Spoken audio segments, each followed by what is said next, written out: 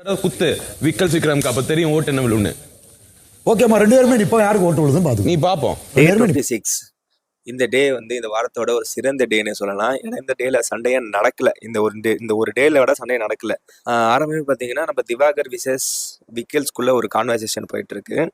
திவாகர் வந்து என்ன சொல்லுதுன்னா, தற்பெருமையின் உச்சகட்டத்துக்கு போயிட்டாரு. தன்னை மக்கள் வெளியே பெருசா கொண்டாடிட்டு இருக்காங்கங்கிற ஒரு ஒரு மாதிரியான ஒரு மென்டல் ப்ரெஷருக்கு போயிட்டாரு போல இருக்கு. விக்கல்ஸ்கிட்ட போயிட்டு பேசுறாரு. இந்த மாதிரி, விக்கல்ஸ் நீ ஏன்பா பயப்படுற, நீ வந்து ரொம்ப டாமினேஷன் ஃப்ரீ பாஸ்க்காக ரொம்ப ரொம்ப விளையாடுறப்பா அப்படின்னு விக்கல்ஸ் கடுப்பாயிட்டாரு. நோ, என்ன தெரியும் உனக்கு, என்ன வேணா சொல்லு, என்னை பார்த்து பயப்படுறேன்னா சொல்லாது, என்ன பயமா, நான் அமைதியா இருக்கேன், இந்த மாதிரி இதுவா இருக்கேன்னா ஓகே அக்செப்ட் பண்ணிக்கிறேன், எனக்குலாம் நான் பயம்லாம் கிடையாது, எனக்கு நாமினேஷன் ஃப்ரீ பாஸ்லாம் இல்லை, எனக்கு மக்கள் இருக்காங்க, மக்கள் பார்த்துப்பாங்கன்னு சொல்லியிருக்கேன். இவர் ஒன்று பார்ப்போம்ப்பா, என்ன ஒரு வாரம் என் கூட நீங்க நானா போட்டு பார்ப்போம், மக்கள் யார் சப்போர்ட் பண்றாங்கன்றான்.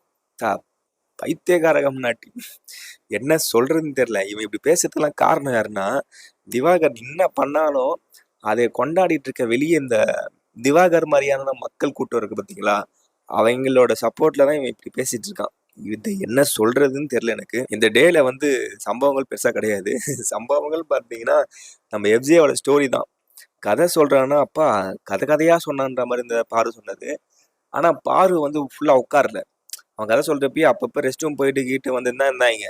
வந்துட்டு இவங்க என்ன சொல்லுதுன்னா, ஃபுல்லா 2 மணி நேரம் கதை சொன்னதை 2 மணி நேரம் உட்காந்து கேட்ட மாதிரி பேசக்கூடாது. ஆனா வெளியே நம்ம வினோத் வந்து பேசிட்டு செம்ம காமெடி.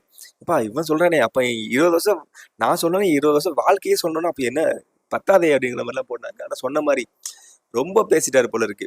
ஏன்னா லாஸ்ட் டேக்ல வந்து நம்ம திவாகர் வந்து பயங்கரமா பேசியிருப்பாரு. எஃப்ஜேலாம் என்னப்பா ஒண்ணுமே கிடையாது பண்ணதுக்கு வந்து இந்தாடா வாங்கிக்கடா, நம்ம திவாகருக்கு பழி வாங்குறதுக்காகவே உட்கார வச்சு கதை சொன்ன மாதிரி இருந்தது எனக்கு. அப்புறம் சவரி அவர்கள் கடைசியா அவருமே ஒரு கதையை சொல்றாரு, நல்லா இருந்துச்சு, ஓரளவு ஓகே டன் அப்படின்ற மாதிரி இருந்துச்சு. பாவம் தொண்டை கட்டிச்சு போல என்ன மாதிரி, அவருக்கு பேச முடியாம முடிஞ்ச வரைக்கும் அவர் கன்வே பண்ணுங்கிற விஷயத்த வந்து கன்வே பண்ணி முடிச்சிட்டான்னு நினைக்கிறேன். அப்புறம் வந்து பிக் பாஸ் வந்து கேட்குறாரு, இப்போ கதை டாஸ்க் முடிஞ்சு போச்சு, இதில் யாரு ஸ்டோரி நல்லா இருக்கு நல்லா சொன்னாங்க அப்படின்னு 2 பேரையும், இவங்க ஸ்டோரியை வந்து கரெக்டாக ஸ்டோரி டாஸ்க்கை வந்து கரெக்டாக யூஸ் பண்ணிக்கலன்னு 2 பேரையும், 2 பேரோட ஸ்டோரி ரொம்ப போரிங்காக இருந்ததுன்னு 2 பேரையும் சொல்லி 6 பேரை செலக்ட் பண்ண சொல்லியிருந்தாரு. அந்த வகையில் என்னைய கேட்டிங்கன்னா, நான் என்னோட ஒப்பீனியனில் வந்து நிறைய பேரோட கதை கேட்கல, பட் ஆனால் நான் கேட்ட வரைக்கும் பார்த்தீங்கன்னா எனக்கு பிரவீன் ராஜோட கதை அண்ட் விக்கல் விக்ரம்ஸோட கதை எனக்கு ரொம்ப பிடிச்சிருந்தது. ஒரு மாதிரி கனெக்டபிளாக இருந்தது. அவங்களோட ஸ்டோரி வந்து கொஞ்சம் ஓப்பன் அப்பாக இருந்தது, பார்க்குறவங்களுக்கு வந்து ஒரு இன்ஸ்பிரேஷன் பண்ணுற மாதிரி இருந்தது. அப்புறம் ரொம்ப போரிங் அடிச்சது வந்து பார்த்தீங்கன்னா திவாகர் ஸ்டோரியும் நம்ம விஜே பார்வதி ஸ்டோரி தான் எனக்கு ரொம்ப போரிங்காக இருந்தது. எனக்கு இவங்க கதை சொன்னால் அவங்க பாட்டு திவாகர் கண்டமணிக்கு திருப்பி 9ஆவது வகுப்புலேயே இந்த மாதிரி இருந்தது. நான்லாம் பாதிலே ஓட்டி தான் பார்த்தேன், அப்படிங்கிற மாதிரி தான் போயிருந்தது. பாரு வந்து எனக்கு பெருசாக கனெக்ட் ஆகலை, யூஸ் பண்ணிக்கல இந்த வாய்ப்பை. ஸ்டோரி டாஸ்க்கு யூஸ் பண்ணிக்காத அவங்க யாருன்னு பார்த்தீங்கன்னா நம்ம துஷாரு, அப்புறம் வந்து அரோரா சொல்லலாம். அரோரா கூட ஓகே தான் எனக்கு தெரிஞ்சு. ரம்யாவை சொல்லலாம். ரம்யா வந்து பயங்கரமாக அவங்களோட எக்ஸ்பிளேஷனை சொல்லியிருந்துருக்கலாம், பட் ஆனால் அவங்க சொன்ன மாதிரி ஒரு வட்டத்தை போட்டு அந்த வட்டத்துக்குள்ள காதல் காதல் காதல் என் கண்ணில் என்ன மோதல்ன்ற மாதிரி போயிட்டாங்க. கொண்டிருக்கும் மக்களாகி நீங்கள் உங்களோட கருத்துக்களை வந்து சொல்லுங்க. யாரோட ஸ்டோரி ரொம்ப போர் அடிச்சது, யாரோட ஸ்டோரி ரொம்ப இன்ஸ்பிரேஷனாக இருந்தது, யாரு வந்து இந்த டாஸ்க்கை சரியாக யூஸ் பண்ணிக்கலங்கிற உங்களோட கருத்தை வந்து கமெண்ட் செக்ஷனில் சொல்லுங்க.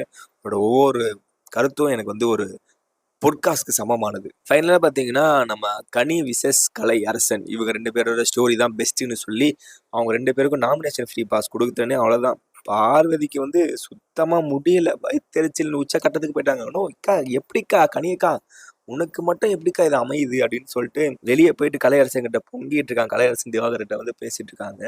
இந்த கலையரசன் இவன் இங்கேயும் அதை சொன்ன மாதிரி பச்சோந்தி வேற இங்கேயோ ஒரு மாதிரி பேசுறான், அங்கே போயிட்டு அவங்க கூட ஒரு மாதிரி பேசுறான். எப்படியும் இந்த வீக் அனுப்புவாங்கன்னு எதிர்பார்க்குறேன், பட் ஆனால் இவங்க எங்க ஒன்றும் ஷூட்டே ஸ்டார்ட் பண்ணல. அதுக்காட்டி அரோரா தான் எவிக்ட் ஆவாங்கன்னு சொல்லி அனௌன்ஸ்மெண்ட்டே கொடுத்துட்டாங்க. எனக்கு தெரிஞ்சு நான் அரோரா தான் போகும் போல இருக்கு. ஆனால் இந்த வாரம் கண்டிப்பாக வைல்டு கார்டு கண்டஸ்டன்ஸ் 4 பேர் உள்ளே விடுவாங்க போல.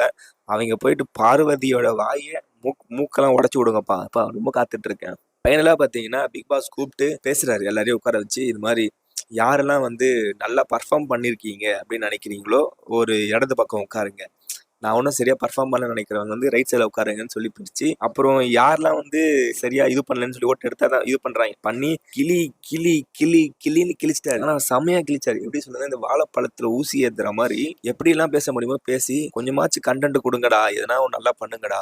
ஒரு மீம் ஒன்று பார்த்துருந்தேன், நம்ம யாரோ ஒருத்தர் போட்டிருந்தாரு. என்ன சொல்லுதுன்னா, வெறும் 10,000 ரூபாய்க்கு மாசம் 10,000 ரூபாய் வேலை சம்பளம் வாங்குறவங்களே மாங்குன்னு வேலை செய்யறானுங்க. இவனுங்க எல்லாம் ஒரு நாளைக்கு 10,000 ரூபாய் கொடுக்குறாங்க, என்ன பண்றானுங்க ஒண்ணுமே இல்ல, தண்டத்துக்கு இருக்கானுங்கன்ற மாதிரி இருக்கு. இதை வீக்கெண்ட் எபிசோட்ல விஜய் சேதுபதி கேட்கணும். அவருக்கு என்ன சொல்றது, அவருமே தண்டமா தான் ஹோஸ்ட் பண்ணிட்டு இருக்க மாதிரி தான் தெரியுது. ஆனா நம்ம பிக் பாஸ் பிரிச்சு விட்டா அப்படி இது வந்து எப்படி சொல்றது, ரொம்ப ஆசா பேசாம வந்து இது நான் வந்து உங்கள்கிட்ட டிமாண்ட் பண்றேன், இதை வந்து நான் உங்ககிட்ட நான் ரெக்வஸ்டா வைக்கிறேன்னு சொல்லி அழகா போட்டிருக்காரு. அடுத்த வீக்ல இருந்து பார்ப்போம். எனக்கு ஒயில்ட் கார்டு வந்துட்டாங்கன்னா கண்டிப்பா இந்த வீக் ஆமா சொன்ன மாதிரி அவர் சொல்லியிருப்பாரு. ஒவ்வொரு சீசன்லயும் பாத்தீங்கன்னா எல்லா கண்டஸ்டன்ஸுமே எங்க சீசன் தான் பெஸ்ட், எங்க சீசன் தான் பெஸ்ட்னு சொல்லணும்னு சொல்லி ஒரு மாதிரியான கான்வர்சேஷன்ல பெஸ்டா இருக்கணுங்கிறதுக்காக பெஸ்டா பண்ணுவாங்க. இந்த சீசன்ல எவனையுமே அந்த வார்த்தையவே சொல்லல லூசுக்கு முன்னாடி. கொஞ்சம் அதனாலதான் மொக்கையா போகுது போல இந்த சீசன்.